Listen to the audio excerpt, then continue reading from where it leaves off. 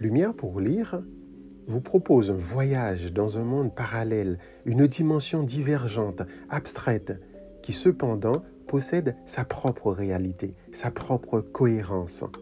Il s'agit de l'univers incommensurable du roman. Le roman possède une sagesse intrinsèque, la sagesse de l'incertitude. C'est cette sagesse, difficile à accepter et à comprendre, que nous allons tenter de retrouver et d'acquérir. Car cette sagesse peut se révéler d'une grande utilité effective dans le monde réel.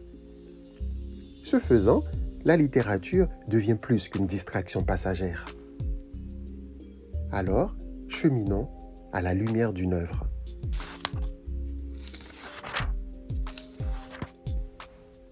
Aujourd'hui, nous allons à la recherche de la sagesse cachée dans le roman de Murray Leinster, La planète oubliée, publié en français en 1981. Murray Leinster est un écrivain américain de science-fiction. Né en 1896, il décédera en 1975. C'est un auteur précoce qui commence à écrire dès l'âge de 17 ans. C'est un auteur prolifique qui a produit une œuvre immense. L'histoire de la planète oubliée se déroule dans un futur lointain qui dépasse notre imaginaire prospectif. L'humanité a réussi à conquérir l'univers. On a inventé des astronefs tellement rapides qu'un voyage de 1000 années-lumière était un petit voyage. Des navires d'ensemencement furent fabriqués avec pour objectif de contaminer méthodiquement les mondes stériles en y apportant la vie. Cette contagion planétaire systématique se fait en plusieurs étapes. C'est un programme sur plusieurs milliers d'années. Étape 1, on y apporte de la poussière terrestre contenant toutes sortes de bactéries, de micro-organismes, de moisissures, de champignons, du plancton, etc. Étape 2, on y répand des plantes, plus spécifiquement des herbes, terrestres et aquatiques. Étape 3, des poissons et des œufs de toutes sortes d'insectes, et aussi des œufs d'araignées. Étape 4. Cette étape est un apport d'oiseaux, de mammifères terrestres et de reptiles, et finalement d'humains. Sauf que, sur la planète qui nous intéresse, cette étape n'eut jamais lieu, car, à cause de la perte d'un fichier, ce programme de vivification resta inachevé. Les coordonnées de la planète furent oubliées, la planète tomba dans l'oubli, d'où le titre thématique. Cependant, un vaisseau interplanétaire vint s'abîmer sur cette planète avec des passagers à son bord. Ces pauvres naufragés furent oubliés à leur tour et le temps passa. Beaucoup de temps. Finalement, après 40 générations, les humains vivant sur l'astre oublié ne savaient même plus qu'ils avaient été amenés là par un navire. Ils étaient devenus des sauvages. Ils étaient devenus moins que des sauvages car ils avaient oublié jusqu'à leur destinée d'hommes.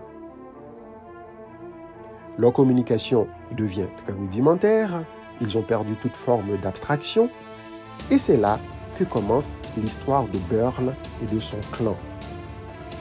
Burl, le personnage principal, âgé d'une vingtaine d'années, est l'un des descendants de ces humains ayant régressé à un stade primitif.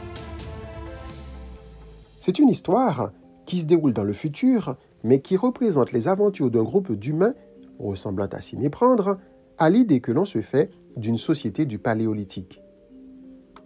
Et ils doivent survivre face à des insectes mutants monstrueux et autres arachnides devenus littéralement gigantesques. Cette planète oubliée est un lieu tout simplement cauchemardesque. Ensuite, la structure narrative est assez simple.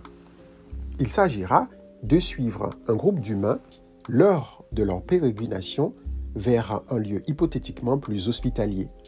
C'est donc l'histoire d'un pari fou. Le roman commence par un prologue, qui est un terme qui est plutôt réservé au théâtre.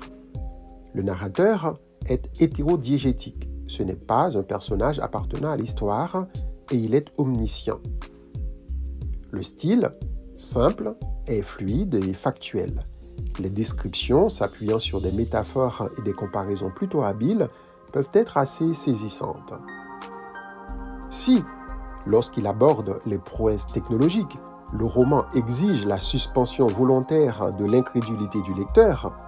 En revanche, la description des animaux et leur éthologie est construite dans un lexique d'une précision remarquable. La problématique qui va guider notre recherche est celle-ci. Quelle stratégie comportementale Burle va-t-il adopter pour construire une personnalité de chef et prendre l'ascendant sur ses compagnons? La planète oubliée est certes un roman de science-fiction, mais c'est aussi un roman de formation, la formation d'un meneur d'hommes. Burle, le personnage principal, va devoir déployer tout ce qu'il possède en termes de ressources intellectuelles, physiques et affectives pour se sauver et sauver sa tribu. Burle, au début du récit, a un niveau cognitif très rudimentaire, mais à la fin, il atteint, dans un laps de temps très court, un degré de complexité pragmatique ahurissant. C'est en analysant le processus évolutif qui le caractérise que nous parvenons à mettre en évidence les principes qui favorisent l'émergence d'un chef charismatique. Nous en avons relevé 12. Les 12 principes ultimes d'un chef planétaire. Le premier principe, c'est la vigilance qui permet l'identification d'un danger imminent pour le groupe. On lit dans le texte. Dans un univers désolé, la seule supériorité des hommes sur les insectes résidait peut-être dans cette faculté de comprendre qu'il y avait danger et de discerner d'où il venait. Plus loin, Burle n'ignorait pas ces dangers, ils faisaient partie de sa vie. C'était cette connaissance qui lui permettait de survivre. Le deuxième principe est celui de l'élu, qui consiste pour le héros à se percevoir ou à se présenter comme le seul capable d'éradiquer ou de permettre de fuir ce danger. Même si, aux yeux des autres, il perd toute forme de rationalité, même si c'est un rêve, même si c'est une pure folie. On lit dans le texte. Burle s'était donné une mission qu'aucun des siens n'aurait sans doute pu imaginer. Oui, il faut imaginer, méditer pour concevoir son idée, une idée de génie. On lit dans le texte. Burle était une sorte de génie, mais un génie en puissance. Oui, le lecteur comprend que Burle découvre et met en pratique ces principes de manière purement intuitive, d'où la notion de génie. Il y a une forme de mystique ici. On lit dans le texte. Burle retrouva l'antenne qu'il avait jetée avec dégoût la veille. Dans son rêve, il s'en était servi. Plus loin dans le texte, Burle voulait apporter à Saya, celle qui deviendra sa compagne, un animal tué avec l'antenne du Lucan. C'était une idée sensationnelle. C'était en outre une idée nouvelle. C'était une idée parfaitement délectable que personne de mémoire d'homme n'avait jamais eue auparavant. Si Burle la réalisait, la tribu l'admirerait, Saya l'admirerait. Plus loin, brusquement, il forma le projet de faire un voyage qui n'est pas pour seul but la recherche de la nourriture. On allait partir à la découverte de ces nouvelles régions. On irait loin, plus loin que jamais personne n'était allé. C'est là qu'arrive le troisième principe, c'est l'ambivalence. Être capable d'accepter ses contradictions pour être vaniteux et sincère à la fois, égoïste et altruiste, calculateur et généreux, solitaire et empathique, exemplaire et inimitable, savoir être utile pour être admiré. On lit dans le texte. Burle partit en éclaireur. S'il le fit, ce fut parce qu'il estima qu'un tel comportement l'aiderait à s'imposer comme chef incontesté de la tribu. Plus loin. Mais, bien qu'il mangeait, Burle avait le cœur serré. Il se trouvait loin de sa tribu et de Saya. Tout autour de lui était nourriture. Il avait donc de bonnes raisons de se réjouir, mais la solitude le plongeait dans le désespoir. Burle était confronté à une épreuve apparemment réservée au genre humain, il lui fallait résoudre un dilemme. Il réfléchit, il prit une décision. Plus loin. Burl grinça des dents et résolut de faire quelque chose de si colossal, de si totalement stupéfiant qu'il ne pourrait être imité par personne d'autre. Sa pensée n'était pas très claire. Il voulait surtout qu'on l'admire de nouveau, qu'on lui obéisse. Le quatrième principe, c'est la diligence, la capacité à mettre ses plans à exécution sans tarder, à oser prendre des risques et à se réveiller tôt. Il faut de l'autodiscipline. On lit dans le texte. Lorsque l'aube parut, Burl n'avait pas fermé l'œil. Il avait des plans. Plus loin. Avec la spontanéité d'un enfant ou d'un sauvage, Burl se mit en mouvement pour réaliser son plan. Plus loin.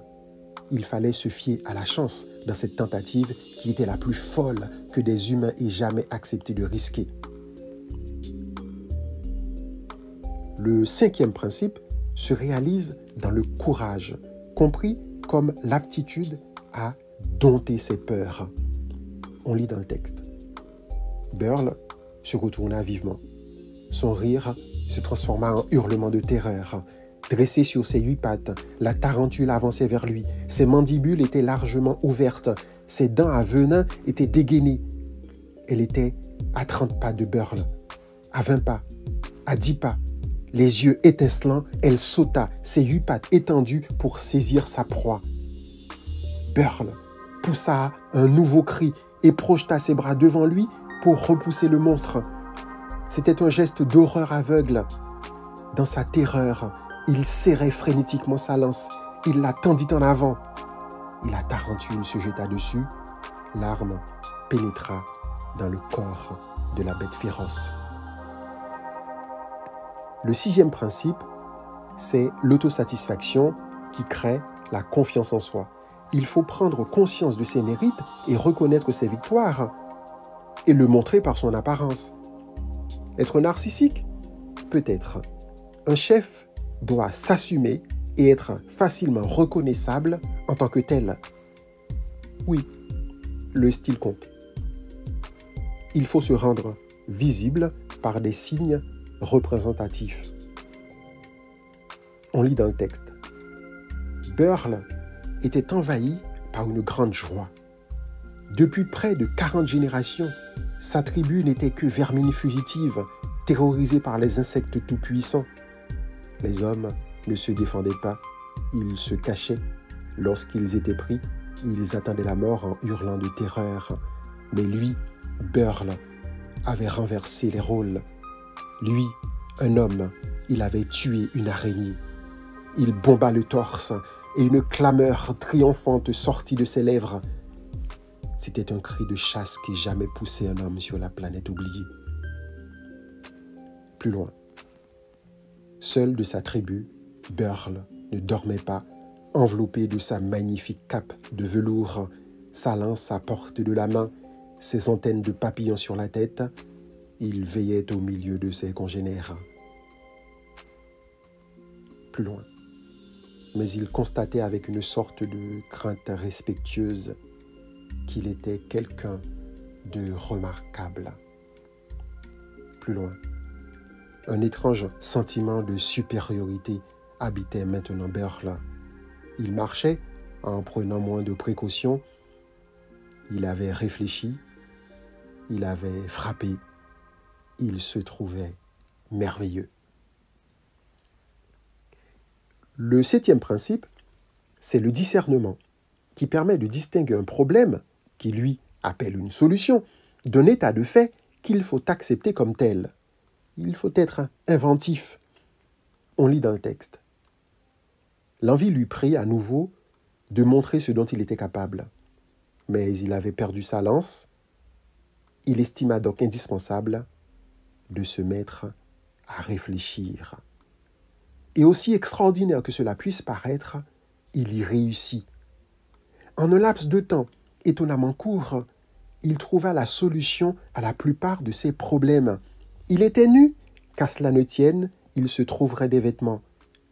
Il n'avait plus d'armes, il s'en découvrirait une. Il avait faim, il récolterait de la nourriture. Il était loin des membres de sa tribu, il irait les rejoindre. Le 8e principe, c'est la curiosité. Ne jamais cesser d'apprendre. On lit dans le texte. Mais si Burl était un génie parmi les siens, il avait encore beaucoup à apprendre. Apprendre est une façon de pratiquer ce que le texte appelle l'exercice de la pensée. On y lit. Cette connaissance du milieu en bien conférait aux membres de la tribu une supériorité écrasante. On apprend aussi par l'expérience. On lit dans le texte. Mais Burl, lui, avait fait la veille une expérience précieuse et dont il se souvenait à cet instant précis.